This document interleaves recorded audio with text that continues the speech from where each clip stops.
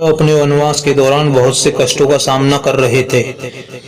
इसी दौरान एक दिन उन्हें बहुत प्यास लगी। युधिष्ठिर ने अपने भाइयों को जल की खोज में भेजा। सहदेव सबसे पहले जल की खोज में गए और उन्होंने एक सुंदर सरोवर देखा। जब सहदेव सरोवर से जल लेने लगे तो एक आकाशवाणी सुनाई दी, रुको, पहले मेरे प्रश्नों का उत्तर दो, तभी जल पाओगे। परंतु सहदेव ने इसे अनसुना कर दिया और जल पीने लगे। जल ग्रहण करते ही वे मूर्छित होकर गिर पड़े। बाद एक एक करके नकुल, अर्जुन और भीम भी जल की खोज में गए और वही आकाशवाणी सुनाई दी। वे भी आकाशवाणी की अवहेलना कर जल ग्रहण करने का प्रयास करते हैं और मूर्छित हो जाते हैं। अंत युधिष्ठिर स्वयं जल की खोज में निकलते हैं।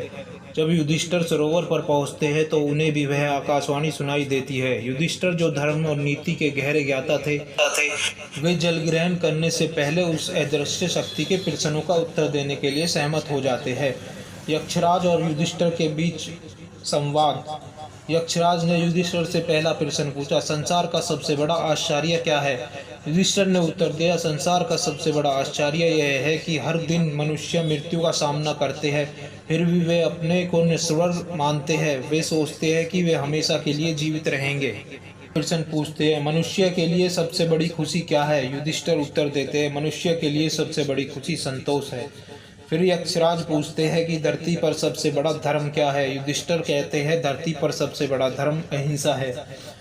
यक्षराज फिर पूछते हैं, कौन मनुष्य का सच्चा साथी है? युधिष्ठिर कहते हैं, धर्म, न्याय और नीति ही मनुष्य का सच्चा साथी है। जब सब कुछ छूट जाता है तब केवल धर्म ही साथ देता है। ऐसा सुन के यक्ष ने युधिष्ठिर के इस धर्मनिष्ठ उत्तर से अत्यधिक प्रसन्न होकर उनके सभी भाइयों को जीवित कर दिया और बताया कि वे वास्तव में धर्मराज यमराज है। उन्होंने युधिष्ठिर को आशीर्वाद दिया और कहा कि उनका वनवास शेष समय बिना किसी कठिनाई के पूरा होगा।